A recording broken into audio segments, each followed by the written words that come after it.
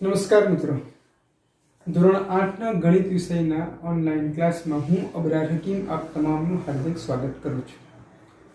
મિત્રો, આજ રોજ આપણે ધોરણ 8ના ગણિત વિષયમાં સમાવિષ્ટ પ્રકરણ 1 સમય સંખ્યાઓમાં અભ્યાસ કરવાનો છે. આ પ્રકરણમાં સમય સંખ્યાઓ વિશે આપણે માહિતી મેળવવાની છે. સમય સંખ્યાઓના ગુણધર્મો, તેના દાખલા, ઉદાહરણ વિશે આપણે સમજ મેળવવાની છે. મિત્રો, જ્યારે ગણિત વિષય વિશે વાત કરવાની આવે ત્યારે સંખ્યાઓ અને આંકડાઓ તો ગણિત સાથે સંકળાયેલા જ છે. ત્યારે આ પ્રકરણમાં સવિશેષ સમય સંખ્યાઓની વાત કરવામાં આવી છે. તો આ સંખ્યાઓ શું કહેવા માંગે છે, તેને શું કહેવાય, તેની આપણે માહિતી મેળવવાની છે. પરંતુ તે પહેલાં આપણે કેટલીક સંખ્યાઓ વિશે આપણને ખબર હોવી જરૂરી છે. આપણને કેટલીક સંખ્યાઓનો પરિચય હોવો જરૂરી છે. તો તે સંખ્યાઓ કઈ? તો એ સંખ્યાઓને આપણે ઉદાહરણ તરીકે લઈએ, ઉદાહરણથી સમજીએ. આપણે સૌ જાણીએ છીએ કે ગણિતમાં સમીકરણો આવે, વ્યાખ્યાઓ આવે, દાખલાઓ આવે. તો આપણે સમીકરણ દ્વારા, સુરેખ સમીકરણ દ્વારા આ સંખ્યાઓનો પહેલા પરિચય મેળવીએ અને ત્યારબાદ આપણે સમય સંખ્યાઓ તરફ આગળ વધીએ. આપની સમક્ષ હું એક સમીકરણ લખું છું, પછી આપણે તેનો ઉકેલ મેળવીએ અને આગળ આપણે વિષય વસ્તુની ચર્ચા કરીએ. મિત્રો, હું એક સમીકરણ લખું છું.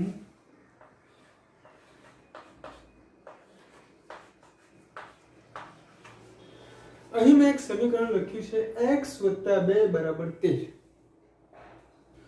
હવે જ્યારે આપણે આ સમીકરણનો ઉકેલ મેળવીશું, એનો મતલબ કે આ સમીકરણમાં આપણે x ની કિંમત શોધવાની છે. આ સમીકરણ એવું કહેવા માંગે કે બરાબરની જમણી બાજુ અને બરાબરની ડાબી બાજુ સરખી હોવી જોઈએ. એટલે કે આપણે x ની એવી કિંમત શોધીએ અથવા x ની એવી કિંમત અહીં મૂકીએ જેના થકી આ બંને બાજુ સરખી થાય. તો આપ સરળતાથી સમજી શકો છો કે અહીં x બરાબર કેટલા મૂકીશું?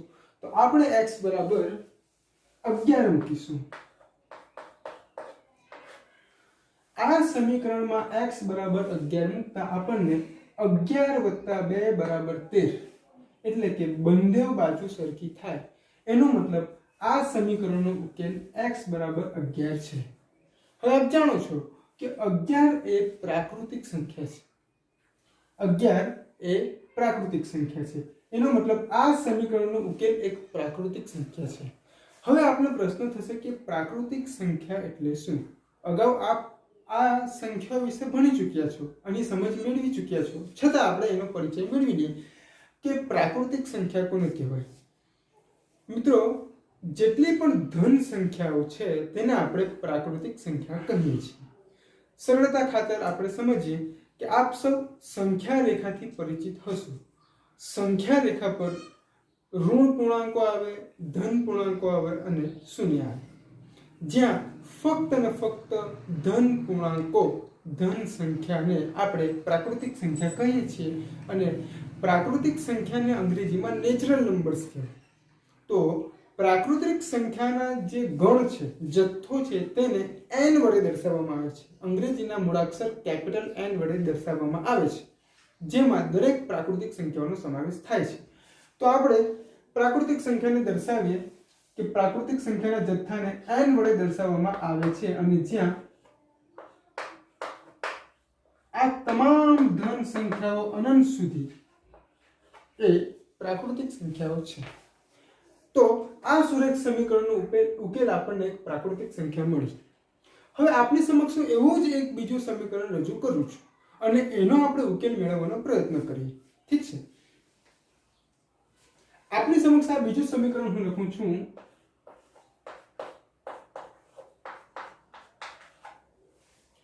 x + 5 = 5. હવે આ સમીકરણનો આપણે ઉકેલ મેળવવાનો છે.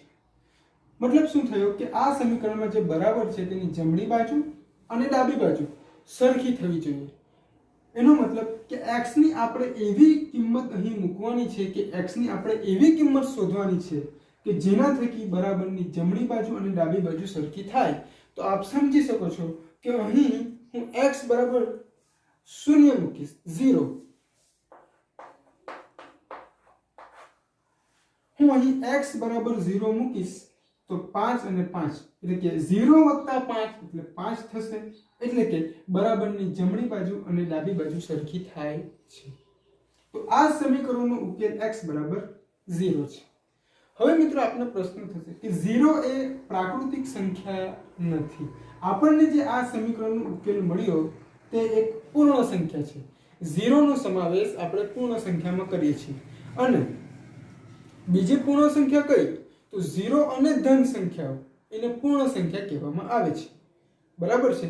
એટલે કે આપણે આ સમીકરણનો ઉકેલ એક પ્રાકૃતિક સંખ્યા મળી, જ્યારે આ સમીકરણનો ઉકેલ એક પૂર્ણ સંખ્યા મળી. પૂર્ણ સંખ્યાને અંગ્રેજીમાં હોલ નંબર્સ કહેવામાં આવે છે અને પૂર્ણ સંખ્યાના જથ્થાને w વડે દર્શાવવામાં આવે છે.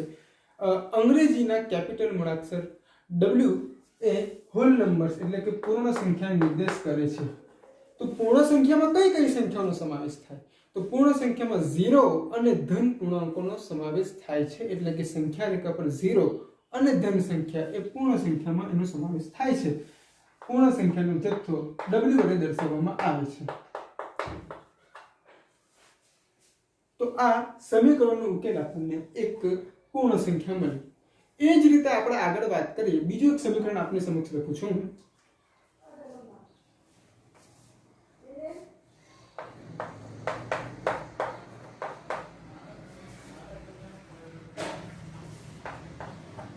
આપની સમક્ષ આ બીજું એક સમીકરણ મેં લખ્યું છે x + 18 = 5. હવે જ્યારે આપણે આ સમીકરણનો ઉકેલ મેળવીશું એટલે કે x ની કિંમત શોધીશું તો આપણને એનો ઉકેલ શું મળશે? સરળતાથી આપ સમજી શકો છો કે હું x બરાબર અહીં -13 મૂકીશ. એટલે કે x બરાબર -13 મૂકતા અહીં જો મિત્રો x બરાબર -13 અને આ +18 બંનેમાં બાદબાકી થશે. મોટી સંખ્યા આગળનું ચિહ્ન ધન છે તો આપણને 5 મળશે. એટલે કે આ સમીકરણનું સમાધાન -13 કરે છે. એટલે કે આ સમીકરણનો ઉકેલ -13 આવે. હવે મિત્રો આપને પ્રશ્ન થશે એટલે કે -13 એનો સમાવેશ કઈ સંખ્યામાં થાય? તો એ તો પૂર્ણાંક છે, પૂર્ણાંક સંખ્યાઓ છે. બરાબર છે. અને આ કઈ પૂર્ણાંક સંખ્યા છે? તો ઋણ પૂર્ણાંક છે. તો પૂર્ણાંક સંખ્યાઓનો સમાવેશ કયા જથ્થામાં થાય? તો પૂર્ણાંક સંખ્યાઓનો સમાવેશ જે જથ્થામાં થાય, જે ગણમાં થાય તે છે z. બરાબર છે મિત્રો. તો z માં આ ગણમાં પૂર્ણાંક સંખ્યાઓનો સમાવેશ થાય છે. તો પૂર્ણાંક સંખ્યાઓ ફક્ત માઈનસ સંખ્યાઓને ના કહેવાય. સંખ્યા રેખા પર આવેલા ઋણ પૂર્ણાંકો, શૂન્ય, 0 અને ધન પૂર્ણાંકો આ તમામનો સમાવેશ ઋણ પૂર્ણાંકના પૂર્ણાંક સંખ્યાના જથ્થામાં થાય છે. એટલે કે z માં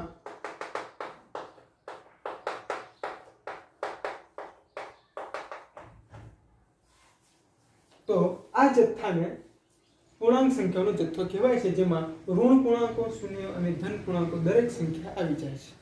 તો મિત્રો આપ જોઈ શકો છો કે અહીં આ સમીકરણનો ઉકેલ આપણને એક પ્રાકૃતિક સંખ્યા મળી, આ સમીકરણનો ઉકેલ આપણને એક પૂર્ણ સંખ્યા મળી અને આ સમીકરણનો ઉકેલ આપણને પૂર્ણાંક સંખ્યા મળી. આપની સમક્ષ બીજું એક સમીકરણ હું રજૂ કરું છું.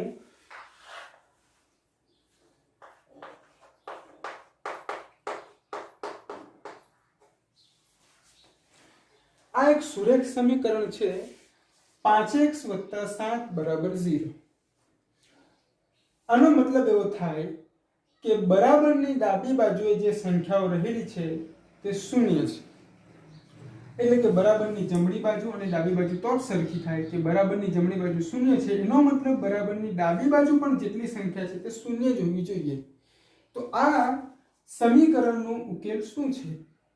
અને ઉકેલ મેળવવો એટલે કે આ સમીકરણમાં રહેલ જે ચલ છે x તેની આપણે કિંમત શોધવાની છે. તો આપ સમજી શકો છો કે અહીં આપણે x ની કિંમત જે રીતે શોધીએ છીએ કે 5x = -7. 7 ને આ તરફ લઈ જઈએ અને x = -7/5. હવે આ સમીકરણમાં હું -7/5 મૂકું એટલે કે 5x ના બરાબર -7/5 + 7. તો જો મિત્રો ભાગાકાર થશે -1 અને જુઓ અહીં -7 + 7 જવાબ આવશે 0.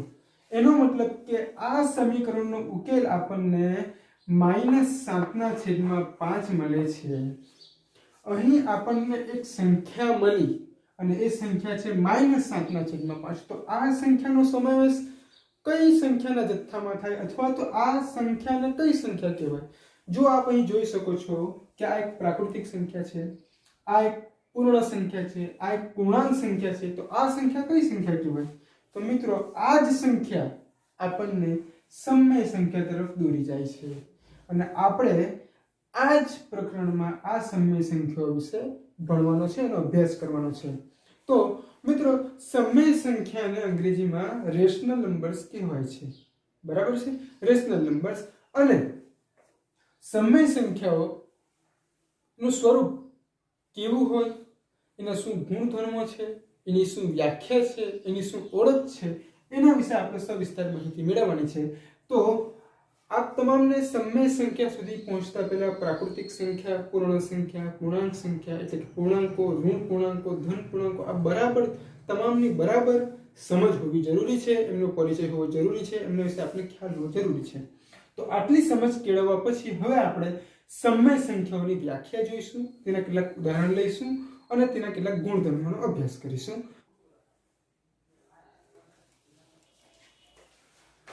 જો મિત્રો આપની સમક્ષ આ સમય સંખ્યાની એક વ્યાખ્યા લખવામાં આવી છે, એની સમજ આપતી એક વ્યાખ્યા લખી છે.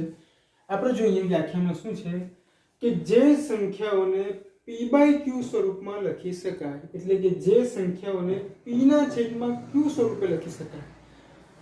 હવે અહીં કન્ડિશન આપી છે, શરત આપી છે કે p/q જે સંખ્યાને લખી શકાય તો ત્યાં p શું છે, q શું છે તે કેવા હોવા જોઈએ? તો આ કૌંસમાં લખ્યું છે કે જ્યાં p અને q પૂર્ણાંક સંખ્યાઓ છે. p અને q કોણ છે, કેવા છે? એટલે કે પૂર્ણાંક સંખ્યાઓ છે. પૂર્ણાંક સંખ્યાઓ કોને કહેવાય? તો કે ઋણ પૂર્ણાંકો, શૂન્ય, ધન પૂર્ણાંકો એ દરેકને પૂર્ણાંક સંખ્યાઓ કહેવામાં આવે છે. અને q ≠ 0 એટલે કે q 0 નથી, છેદમાં જે q છે તે શૂન્ય નથી. એટલે કે સમય સંખ્યામાં p અને q બધા પૂર્ણાંક સંખ્યાઓ જ છે, પરંતુ ત્યાં q કદી પણ શૂન્ય આવશે નહીં. અહીં q બરાબર શૂન્ય આવશે નહીં, q શૂન્ય નથી. તો જે સંખ્યાઓને p/q સ્વરૂપમાં લખી શકાય તેવી સંખ્યાને સમય સંખ્યાઓ કહે છે. હવે અહીં ઉદાહરણ આપવામાં આવ્યા છે સમય સંખ્યાનું. ઉદાહરણ તરીકે -2/3, 6/7. આપણે સમીકરણ જે મેળવ્યું -7/5. બરાબર છે? તો આવી બધી સંખ્યાઓ સમય સંખ્યા છે. હવે જુઓ અહીં 6 અને 7 બંને ધન પૂર્ણાંકો છે, અથવા 6 પ્રાકૃતિક સંખ્યા છે, 7 પ્રાકૃતિક સંખ્યા છે, પરંતુ તે બંને પૂર્ણાંક સંખ્યા તો છે જ અને ધન પૂર્ણાંક કહેવાય. અહીં 7 0 નથી, આ p છે, q છે. એ જ રીતના અહીં -2/3. હવે -2 એ ઋણ પૂર્ણાંક છે, જ્યારે 3 એ ધન પૂર્ણાંક છે. આપણે -3 પણ લઈ શકીએ છીએ, બરાબર છે, અથવા 2/3 પણ આવી શકે છે, બરાબર છે. તો આ તમામ સંખ્યાઓને સમય સંખ્યાઓ કહેવામાં આવે છે. હવે આગળ લખ્યું છે કે જ્યારે 0 એટલે કે શૂન્ય, -2, 4 ને પણ p/q સ્વરૂપે લખી શકાય, તેથી તે પણ સમય સંખ્યાઓ છે. બરાબર છે? આપણને શું કીધું કે જે p/q આ રીતે દર્શાવી શકાય, એટલે કે આવી સંખ્યાઓ જે છેદવાળી સંખ્યાઓ છે તે જ સમય સંખ્યા છે. ના, એવું નથી. આ સંખ્યાઓ પણ સમય સંખ્યાઓ છે. તો આને p/q સ્વરૂપે કઈ રીતે લખી શકાય? જો મિત્રો શૂન્યને p/q સ્વરૂપમાં લખવું હોય તો આ રીતે લખી શકાય. જો અહીં શૂન્ય એ પૂર્ણાંક છે, પૂર્ણ સંખ્યા છે, પૂર્ણાંક સંખ્યા પણ છે, અને એ 1 એ પૂર્ણાંક છે, બરાબર. q is not equal to 0, અહીં q 0 તો નથી જ. તો આ એક સમય સંખ્યા થઈ. આગળ છે -2. તો -2/1 અથવા આવું પણ લખી શકાય -4/2. બરાબર? આ પણ આ રીતે પણ આને લખી શકાય. અંતે આપણને -2 જ મળશે. તો -2 પણ સમય સંખ્યા છે, તો આને પણ p બાય q સ્વરૂપમાં દર્શાવી શકાય છે. હા, દર્શાવી શકાય છે. -4/2 -2/2 આપણે -2 મળશે. એ જ રીતના 4 પણ આપ દર્શાવી શકો છો. તો આવી બધી સંખ્યાઓને મિત્રો સમય સંખ્યાઓ કહે છે. તો હું આશા રાખું છું કે આપને સમય સંખ્યાઓ વિશે બરાબરની સમજ પડી ગઈ હશે. હવે સમય સંખ્યાનો પરિચય મેળવ્યા બાદ સમય સંખ્યાના ઘણા ગુણધર્મો છે. એ ગુણધર્મોનો આપણે અભ્યાસ કરવાનો છે, જેમાં પહેલો ગુણધર્મ છે સમૃદ્ધતા, ત્યારબાદ છે ક્રમનો ગુણધર્મો, ત્યારબાદ છે જૂથનો ગુણધર્મો. તો આ તમામ પ્રકારના ગુણધર્મોનો આપણે અભ્યાસ કરવાનો છે કે એ તમામ ગુણધર્મો સમય સંખ્યાઓ માટે સુસંગત છે. બરાબર છે? તો આપણે તેનો અભ્યાસ કરીએ. મિત્રો, હવે આપણે કેટલાક ગુણધર્મો જોવાના છે, સમય સંખ્યાઓના ગુણધર્મો. બરાબર છે? હવે સમય સંખ્યાના ગુણધર્મો જે રીતે વાત કરી આપણે, સમૃદ્ધતા, ક્રમનો ગુણધર્મો, જૂથનો ગુણધર્મો, તો આપણે જેટલી સંખ્યાઓ વિશે પરિચય મેળવ્યો એ તમામ સંખ્યાઓના ગુણધર્મો વિશે આપણે જાણીએ અને અંતે સમય સંખ્યાઓનો ગુણધર્મો પણ આપણે જાણીએ. હવે પહેલો જે ગુણધર્મ છે તે છે સમૃદ્ધતા. બરાબર છે?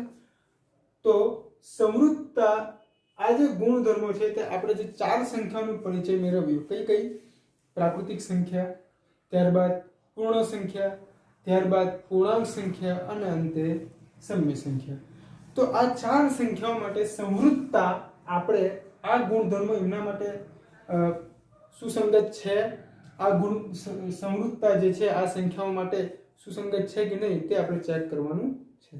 હવે સૌપ્રથમ સમૃદ્ધતા એટલે શું એ આપને ખબર હોવી જોઈએ. ઇંગ્લિશમાં સમૃદ્ધતાને ક્લોઝર કહેવાય, ક્લોઝર પ્રોપર્ટી, એટલે કે સમૃદ્ધતાનો ગુણધર્મ. બરાબર છે? હવે આપણે એને બરાબર સમજીએ.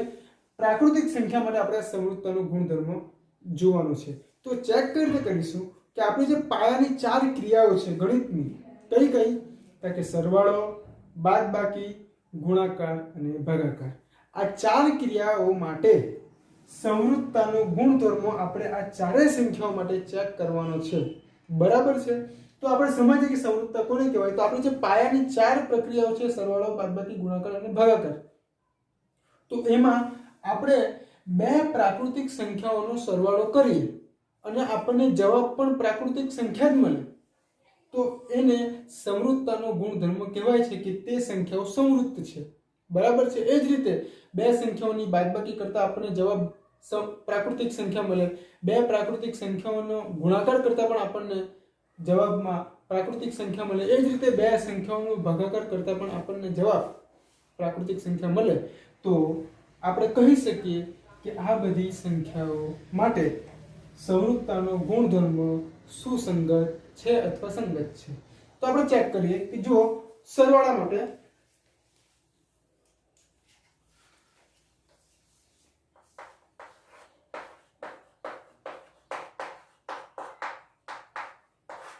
ચાલો આપણે પ્રાકૃતિક સંખ્યાઓ કોને કહેવાય? તો તમામ ધન સંખ્યાઓ, એટલે કે 1 થી લઈને અનંત સુધી, 1 2 3 4 5 અપ ટુ 100. તો આ તમામ સંખ્યાઓને પ્રાકૃતિક સંખ્યાઓ કહેવાય છે. બરાબર છે? તો આપણે 2 પ્રાકૃતિક સંખ્યાઓનો સરવાળો કરીએ અને જોઈએ કે સમૃદ્ધ છે કે નહીં. બરાબર છે? ચલો આપણે પ્રાકૃતિક સંખ્યા માનો કે 1 પ્રાકૃતિક સંખ્યા છે વત્તા 2 આ પણ પ્રાકૃતિક સંખ્યા છે. તો 2 પ્રાકૃતિક સંખ્યાઓનો આપણે સરવાળો કરીએ તો આપણે જાણીએ છીએ કે 1 + 2 જવાબ આવે 3. તો આ 3 કેવી સંખ્યા છે? કારણ કે 3 પણ એક પ્રાકૃતિક સંખ્યા છે. એનો મતલબ કે 2 પ્રાકૃતિક સંખ્યાઓનો સરવાળો કરતા આપણને જવાબ પણ પ્રાકૃતિક સંખ્યા મળે છે. એનો મતલબ કે પ્રાકૃતિક સંખ્યાઓ સરવાળા માટે સમૃદ્ધ છે. કેવી છે? સમૃદ્ધ છે. એટલે કે સરવાળા માટે સમૃદ્ધતાનો ગુણધર્મ સંગત થાય છે. બરાબર છે? હવે આપણે આગળ જોઈએ, બાદબાકી કરીએ.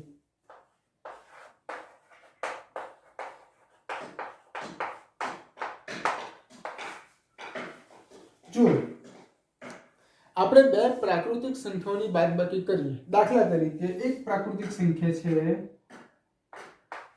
5. બરાબર છે? એક પ્રાકૃતિક સંખ્યા છે 5 અને એ જ રીતે બીજી એક પ્રાકૃતિક સંખ્યા છે 3. આ બંનેની આપણે બાદબાકી કરીએ છીએ.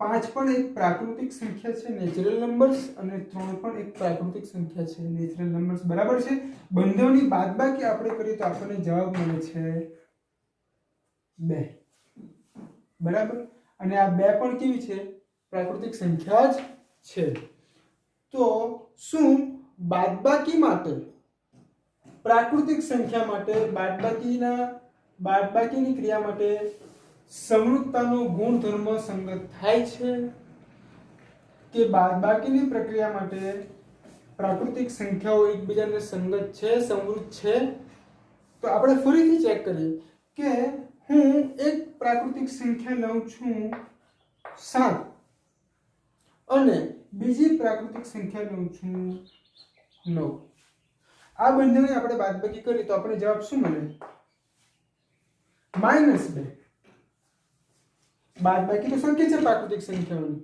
પણ જવાબ આપણને જે મળે છે -2 ઋણ 2 તો આ સંખ્યા કેવી સંખ્યા કહેવાય તો આ તો પૂર્ણાંક સંખ્યા છે એનો મતલબ કે બે પ્રાકૃતિક સંખ્યાની બાદબાકી કરતા આપણને પ્રાકૃતિક સંખ્યા દર વખતે મળે જરૂરી નથી પહેલામાં પ્રાકૃતિક સંખ્યા મળી ત્યારે બીજામાં -2 પૂર્ણાંક સંખ્યા મળી એ બાકીની ક્રિયા માટે પ્રાકૃતિક સંખ્યાઓ એકબીજાને સમૃદ્ધ નથી સમજ પડી જ્યારે સરવાળાની ક્રિયા માટે સમૃદ્ધ છે એ જ રીતે આગળ જોઈએ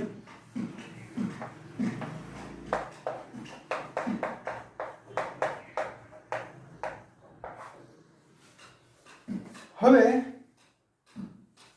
ગુણાકાર માટે બે પ્રાકૃતિક સંખ્યાઓનો ગુણાકાર કરતા શું આપણને પ્રાકૃતિક સંખ્યા મળે તો આપણે બે પ્રાકૃતિક સંખ્યા માનો કે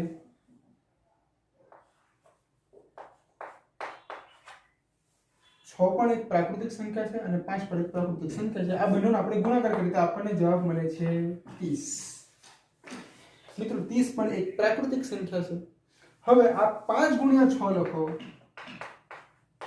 તો પણ આપણને 30 જ મળશે બરાબર છે એટલે કોઈ પણ પ્રાકૃતિક સંખ્યાઓનો તમે ગુણાકાર કરો તો આપણને જવાબમાં પ્રાકૃતિક સંખ્યા મળે છે એનો મતલબ કે ગુણાકારની પ્રક્રિયા માટે પ્રાકૃતિક સંખ્યાઓ એકબીજાને સમૃદ્ધ છે હવે એક ક્રિયા બાકી રહેતી છે ભાગાકારની ક્રિયા જોઈએ આપણે એના માટે